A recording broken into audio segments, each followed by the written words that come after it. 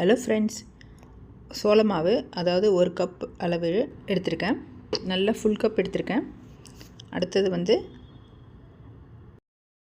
ஏலக்காய், முந்திரி, திராட்சை இந்த மாதிரி வறுத்து வச்சுக்கலாம் நெய்யில்.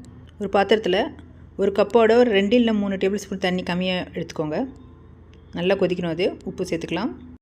இது கொதிக்கிறதுக்குள்ளே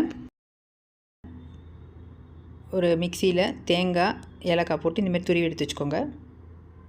நல்லா கொதிக்குது. இப்போ இந்தமாரி கொதிக்கிற சமயத்தில் நம்ம இந்த மாவை போட்டுடலாம். போட்டுட்டு ஒரு 30 செகண்ட்ஸ் அங்கே கிளறிட்டு ஆஃப் பண்ணிடலாம். இப்போ நம்ம ஸ்டவ்வை ஆஃப் பண்ணிட்டு அப்படியே வச்சுருங்க. ஒரு 5 நிமிஷத்துக்கு அப்படியே இருக்கட்டும், மூடி வச்சுருங்க. இந்த 2 ரெசிபியும் நல்லா சாஃப்டாக நல்லா டேஸ்ட்டாக வரும். ட்ரை பண்ணுங்கள். 5 நிமிஷம் ஆயிடுச்சு. லைட்டாக தான் சூடு இருக்கும்.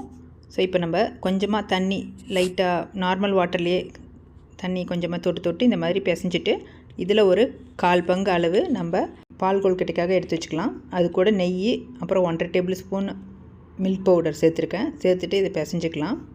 அப்புறம் லைட்டாக மில்க்கும் போட்டுக்கலாம். பால் கொஞ்சமாக போட்டு உங்களுக்கு வேண்டிய சைஸுக்கு பாலாக உருட்டி வச்சுக்கோங்க. இந்த மாதிரி ஒரு 2 கப்பு திக்கான பால் ஒரு பாத்திரத்தில் போட்டு மிதமான தீயில் சூடு பண்ண விட்டுருக்கேன். ஒரு 3 to 4 டேபிள் ஸ்பூன் அளவு சர்க்கரை சேர்த்துக்கலாம். அதுக்குள்ளே நம்ம இட்லி பிளேட்டில் நெய் தடவிக்கலாம். அப்புறம் அந்த மீதமுள்ள மாவில் வந்து தேவையான வெல்லம், அப்புறம் தேங்காய் துருவல் போட்டுட்டு நல்லா மிக்ஸ் பண்ணிக்கலாம். சோள மாவில் பண்ணுற இந்த 2 ரெசிபியும் ரொம்ப நல்லா டேஸ்ட்டாக இருக்குங்க. கண்டிப்பாக ட்ரை பண்ணி பாருங்கள். ரொம்ப ஹெல்த்தியானது. கொஞ்சமாக நெய் தடவிட்டு கையில் அழகாக அப்படி கையில் பிடி கொழுக்கட்டை பண்ணி எடுத்துடலாம். இப்படி பிடிச்சா போதுங்க, அழகாக வந்துடும் கொழுக்கட்டை. அவ்வளோதாங்க. இது அந்த பிளேட்டில் வச்சிடலாம். வச்சுட்டு நான் ஏற்கனவே இட்லி பானையில் தண்ணி சுட வச்சுருக்கேன். இப்போ நம்ம அதுக்குள்ளே வச்சிடலாம். வச்சுட்டு ஒரு 5 to 7 மினிட்ஸ் இருக்கட்டும். இது இப்படியே இப்போ நம்ம அந்த பாலில் உருண்டையை போட்டுடலாம்.